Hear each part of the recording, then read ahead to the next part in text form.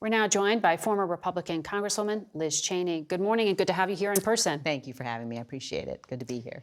Well, we've been talking about what's happening in the Middle East right now. I know you watch the region closely. President Biden counseled Netanyahu during his trip to Israel last week and repeated a certain phrase I want to play for you here in his Oval Office address. But I caution this: while you feel that rage, don't be consumed by it.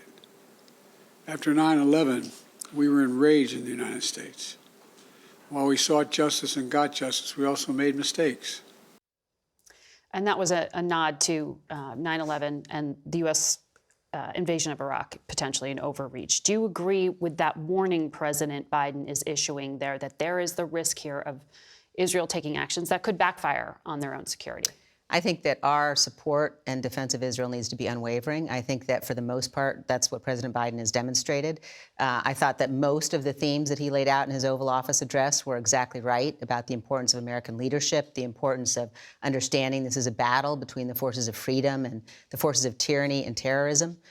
With respect to his comments about 9/11 and post 9/11, I would say the fact that we had not a single additional terrorist attack, mass casualty terrorist attack in over 20 years now demonstrates that the steps that we took were in fact effective. And I would say the biggest mistake, frankly, post 9/11 was the hasty withdrawal from Afghanistan that President Trump started, President Biden completed. So I think we need to set our differences about those issues aside. We certainly do have them. But with respect to what's happening in the world today, I think it's crucially important for the world to see that the United States, we are united across party lines in the defense of Israel and in the importance of the destroying Hamas, and also a very strong warning that the president has issued to Iran. Yeah. And that, frankly, the Biden administration policy needs to be changed to make it consistent with the kind of warning that we've seen. But in terms of that comment about reacting from a place of rage and unintended consequences, Secretary Blinken said the only way to defeat an ideology is by offering a better alternative. What is the better alternative for a conflict that has been going on for this many decades? There is no notion in which this is a battle of ideologies when you look at what Hamas did. And I think that the world has moved on far too quickly from what Hamas did. Hamas slaughtered innocents. They invaded Israel and they slaughtered women and children and tortured people and raped people. And the fact that the world has moved on from that now, that is an ideology, if it even is one, of evil. And so the way to battle that is making sure that you destroy Hamas, making sure that we send a very clear message to Iran, that Iran will face severe consequences if it tries to get involved here.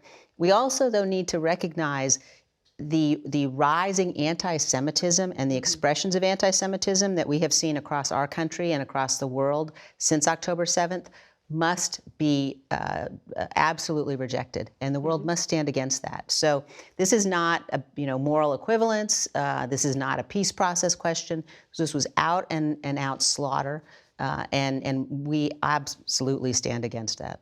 And CBS continues to tell those stories. So just to be clear, the journalists have not moved on. When will you make a decision about whether you want to run for president of the United States? Well, what I am doing right now, what I will continue to do, is very much focus on making sure that we get people elected at all levels who are serious, people who believe in the Constitution. I think we're at a moment in this nation where we certainly have seen we face significant threats internationally. We've got Iran, Russia, North Korea, China arrayed against us. Yeah. This is a threat atmosphere that we have not seen certainly since the end of World War II. Bob Gates said ever. Right. But yes, also said there's no presidential alternative in terms of affirmative vision for America's role in the world. Have you heard any candidates for president offer that vision? I think that certainly you have seen some. I think that it needs to be a much louder, we need a much louder voices within both parties. Within my own party, I don't even know if I should call it my own party, within the Republican Party right now, the extent to which you're seeing people suggest that we should abandon Ukraine, which essentially is surrendering in this battle between freedom and tyranny, and that would be very dangerous for our security. As you know, this massive national security package can't pass until there's a Speaker of the House. Correct. Last month, you said Congressman Patrick McHenry would make a great Speaker of the House, or it was earlier in October in his speech. He says he's not looking for a job.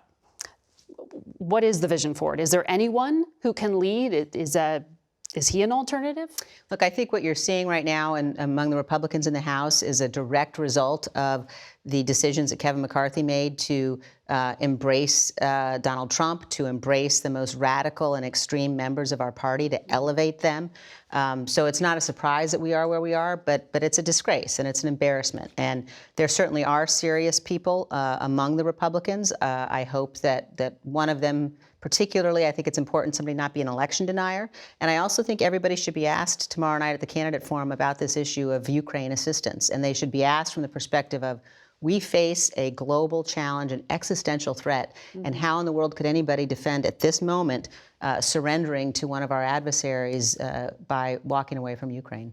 What do you think is driving the domestic threats against lawmakers within the Republican Party and also among some Democrats? The domestic threats are absolutely being driven by Donald Trump and unfortunately some of his supporters who, in fact, have encouraged and taken steps that have resulted in, as we saw on January 6th, political violence. When you have a member of Congress, reportedly, like Warren Davidson from Ohio, who in the meeting with Jim Jordan last week, when some of the holdouts raised with Jordan the fact that they were getting death threats, one of them told me that in response, Congressman Davidson said, well, that's not Jim Jordan's fault, that's your fault for voting against him. That is the kind of encouragement and acceptance of violence that is absolutely has no place in this party, should have no place in our country. It is. Congresswoman, it's great to have you here. Great to be here. Thank you, Margaret.